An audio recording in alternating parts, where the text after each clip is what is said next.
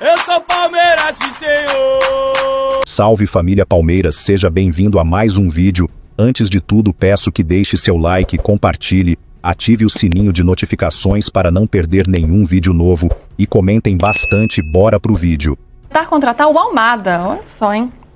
Ó, vamos falar então sobre Palmeiras e Flamengo, esse jogo domingo no Allianz Parque, um jogo muito importante porque é uma briga entre os dois primeiros colocados aí, né? Os dois que estão brigando no topo do Campeonato Brasileiro. Palmeiras abriu 4 pontos na última rodada, se perder fica só um pontinho, agora se ganhar abre 7, é uma boa vantagem.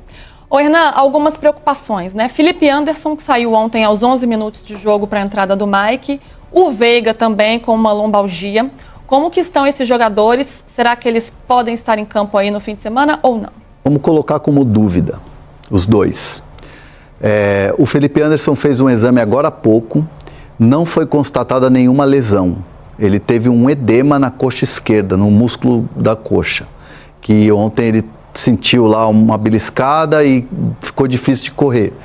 E aí na hora ele avisa o Dr. Pedro Potin, que era o médico que estava trabalhando ontem no jogo, e aí ele já começa a fazer um tratamento. Então fez o exame hoje, não apontou lesão, que é uma boa notícia. E aí ele tem esse edema e vai tratar para ver se joga, se fica à disposição, joga contra o Flamengo. Esse é um ponto, vamos colocar como dúvida. Assim como o Veiga. Só que o Veiga, a situação do Veiga é um pouco mais animadora. O Veiga ele treinou normalmente na segunda. Na terça ele teve essas dores e aí o Palmeiras imediatamente fez um exame na terça no Veiga, quando ele sentiu essas dores ali, a lombalgia e tal, que detectou a lombalgia. Não teve lesão também. E na quarta, no dia do jogo, o Veiga treinou bem, treinou normal. Na quinta, eu tô trabalhando com quarta, mas é quinta.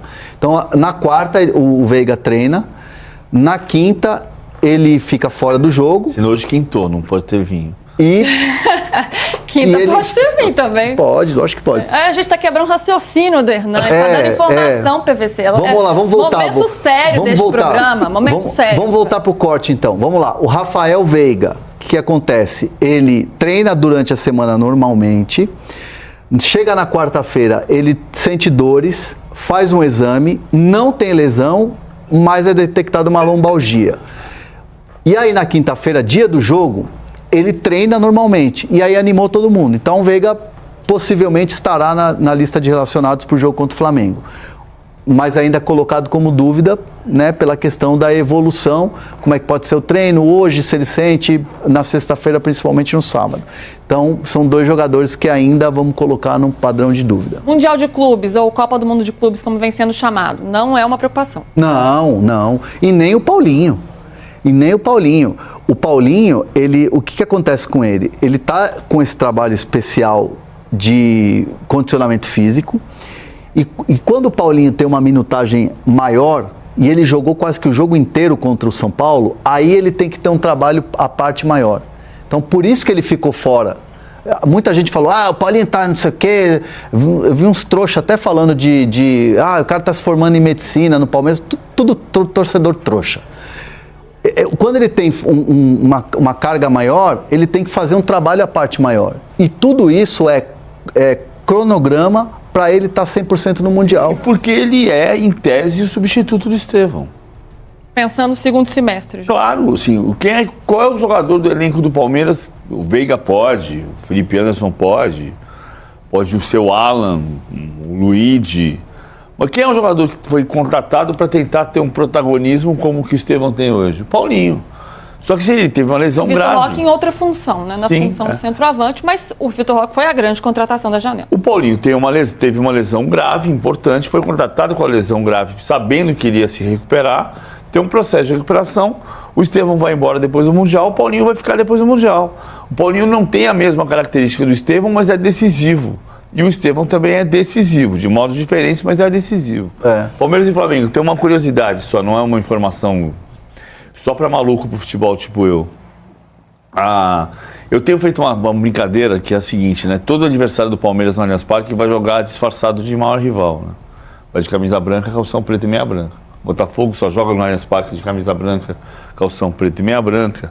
O São Paulo joga no Allianz Parque de camisa branca, calção preto e meia branca. O Flamengo tem jogado no Allianz Parque de camisa branca, calção preto e meia branca. O Ceará ontem jogou de camisa branca, calção preto e meia branca. Qual é o uniforme do Corinthians? O maior rival do Palmeiras é o Corinthians. Então vai todo mundo disfarçado de maior rival. A CBF deu uma liberação e o Flamengo vai jogar de camisa rubro-negra. Depois de 3 anos vai jogar de camisa rubro-negra, calção preto e meia rubro-negra. Então vai jogar cada clube com o seu rosto. Palmeiras de camisa verde, calção branco, meia verde. O Flamengo de camisa rubro-negra, calção preto, para diferenciar do calção branco do Palmeiras, e meia rubro-negra. Que acho que é o que devia acontecer. O Botafogo não precisa jogar de branco contra o Palmeiras. O Palmeiras não precisa jogar de branco contra o Flamengo no Maracanã. Nem o Flamengo de branco contra o Palmeiras. Sempre jogou o Palmeiras de verde e o Flamengo de rubro-negro. Por que tem que jogar de branco? As curiosidades de Paulo Vinícius Coelho. Essa mente brilhante, não é, PVC? Ou meio maluca. Geralmente as duas coisas estão unidas, tá? Ô, Hernanzito, como é que vem por outro lado esse Flamengo, né? Você fez o jogo do meio da semana pela Copa do Brasil contra o Botafogo da Paraíba, uma vitória por 4-2, em que Felipe Luiz pôde mexer muito no time. Teve aí um dia a mais de descanso para essa partida, porque jogou na quarta, Palmeiras na quinta. Mas na semana que vem, o Flamengo tem um jogo decisivo pela Libertadores contra o Tátira, enquanto o Palmeiras está de boa ali, classificado como primeiro geral da fase de grupos da Libertadores. O que é que pensa o Felipe Luiz em termos de planejamento para essa partida? O que é que ele pode levar a campo? E que importância que o Flamengo está dando, que peso o Flamengo está dando para esse jogo? É o jogo para marcar presença e confiança. Então, assim, o que se imagina você vence o Palmeiras, que tem sido um rival importante, né? Tem sido um rival direto. Aí você ganha uma confiança para você vencer o Tátira. E com todo respeito ao Tátira, o Tátira não é o Córdoba lá que te surpreendeu. É um adversário tecnicamente inferior. Vai jogar no Maracanã lotado, Maracanã que vai estar pulsando, aquela coisa toda. Então, assim, o Palmeiras é visto como o adversário a ser batido e o adversário que o Flamengo quer surpreender no Allianz Parque. Então, o Felipe Luiz vai com o que tem de melhor, vai usar o time principal, as suas peças principais, para ir para cima do Palmeiras. O Pedro, entendo que o Pedro, até pela minutagem de 90 minutos, não deva começar a partida. Não começa jogando. Deve ir de Bruno Henrique, né? Bruno Henrique, inclusive, era mais um que eu estava tentando lembrar ontem dos jogadores de tênis assistindo o jogo no banco de reservas. Era Léo Ortiz, era o Bruno Henrique, era o Luiz Araújo, enfim, eram alguns atletas. Então, esses atletas que descansaram, então o Flamengo vai com o time principal. Léo Pereira, Léo Ortiz, vai com o Varela de lateral direito. O Wesley está suspenso. O Wesley está suspenso, então vai com seus principais jogadores. Mas ele tem o Pulgar ainda machucado, pode ser dúvida, tem o De La Cruz machucado, pode ser dúvida, e tem o que vai acontecer. Gerson inteirão. E um duelo interessante entre treinadores também, hein? Felipe Luiz e Abel. Aliás, ontem, para você, o Abel falou... Sim. Deu uma letra ali do Felipe Luiz, meio que protegendo o Felipe Luiz, não foi? Como é que foi? Foi, ele na verdade, a pergunta foi como jogar... Pode lembrar bem a pergunta, hein? Não, eu lembro assim, na Libertadores a gente até usou um termo aqui, classificou descansando o elenco, rodando o elenco. E aí foi mais ou menos nesse sentido, como rodar o elenco aqui, jogo difícil, Copa do Brasil e tal, mas também pensando em descansar para o próximo jogo. E aí ele falou dessa coisa de, tipo, todo mundo cobra do treinador. Se ganhar, o treinador é top. Se perder rodando o elenco, o treinador é burro. Quando ele não faz gol. Quando não faz gol. E aí, aí tem aquela coisa do jogador que não faz gol, não é o treinador que está lá para chutar. Então foi algo meio Felipe Luiz, na linha do Felipe Luiz, e ele defendendo um pouco o trabalho. Lembrando a coletiva em que o Felipe Luiz falou isso, é interessante, né? Esse respeito entre os treinadores. Mas em campo, o respeito fica em segundo plano. Quer dizer, o respeito sempre aparece, né? Mas tem o duelo entre os adversários. Vamos ver na prancheta, PVC? Eu separei só 2 possibilidades do jogo. Porque o Flamengo tem posse de bola o tempo inteiro. E o Palmeiras, aquilo que eu falei. O Palmeiras vai fazer o quê? O Palmeiras vai pressionar a saída de bola, vai afogar o adversário, como eu falei. O grande mérito do Palmeiras hoje não é matar o adversário, é afogar o adversário. Ele afoga o adversário e recupera a bola o tempo inteiro. Só que tem uma saída do Flamengo que é histórica já, que é conhecida, que é perigosa, que é a saída do Léo Ortiz, que domina, que vai tirar um dos marcadores e vai procurar o Gerson nesse setor do campo. Se o Flamengo passar dessa primeira linha aqui, aí a gente vai ver uma sequência no campinho 2, que é o Flamengo circulando bola. Eu coloquei só o Flamengo na frente, porque vai ficar muito poluído, mas você vai entender que tem a defesa do Palmeiras aqui. Pensando em Luiz Araújo, Arrascaeta e Michael, e Bruno Henrique de centroavante, e o Varela de lateral, porque o Wesley está suspenso, pode ser diferente, pode jogar o De La Cruz, que vai fazer esse papel do Gerson, e aí o Gerson vem fazer o papel do Luiz Araújo. Se passar aqui, você chega na frente com 5 contra 4 da defesa do Palmeiras. O Palmeiras está marcando muitas vezes individual na saída de bola, naquele afogamento que eu mostrei, mas quando a bola chegar aqui na frente, é muito difícil parar o Flamengo na circulação de bola do Flamengo. Vale a lembrança que a gente falou ontem. 35% das finalizações do Flamengo são Arrascaeta mais Pedro. O Pedro não deve começar jogando. Mas 22% são Gerson, Bruno Henrique e Everton Cebolinha. Então, cuidado, porque aqui é que está o perigo do Flamengo, se o Flamengo passar essa primeira linha, principalmente. E não deixar o Léo Ortiz jogar, para o Palmeiras é muito importante. Para o Flamengo, muito importante que jogue o Léo Ortiz. Pensando nesse jogo aí, para vocês, o Palmeiras vive um momento melhor, os resultados dizem isso, né? Primeiro colocado na fase de grupos da Libertadores, é o líder do Campeonato Brasileiro, joga em casa. O Palmeiras está muito em vantagem nessa partida? Eu me lembro muito de 2019. Não acho de vantagem. Vou voltar para o retrospecto que a gente citou ontem. No gramado sintético do Allianz Parque, que é 2020 para cá, foram 7 jogos. Foram 6 jogos. 4 empates, uma vitória para cada lado. Então, no gramado sintético, não tem tido vantagem. O Flamengo tem até vantagem no retrospecto do Allianz Parque. Mas até 2019 era gramado natural. O último jogo no gramado natural foi aquele 3-1 que derrubou o Mano Menezes em 2019 no Palmeiras. Eu lembro muito de 2019 por outro motivo. Lembra que em 2019 o Campeonato Brasileiro parou na 9ª rodada por causa da Copa América, que era disputada em território brasileiro. Sim. E na época, as pessoas diziam assim, já é campeão. Palmeiras já ganhou o campeonato. Não precisa nem disputar o campeonato. E o Palmeiras tinha 5 pontos de vantagem sobre o segundo colocado, que era o Santos. 5 pontos de vantagem. É claro que se abrir 7, não vai ser campeão na 10ª rodada, nem na 11ª. Antes da paralisação do Mundial, não tem campeão brasileiro. Campeão em fevereiro é só a escola de samba. E campeão em junho é só time de quadrilha. Então, não tem essa. Mas, comparando com 2019, quando diziam o Palmeiras já é campeão, naquela ocasião, o Palmeiras tinha 5 pontos de vantagem. Se ganhar domingo, pode abrir 7 pontos de vantagem sobre, eventualmente, o segundo colocado, dependendo do Cruzeiro e do Bragantino, que vai ser o Flamengo.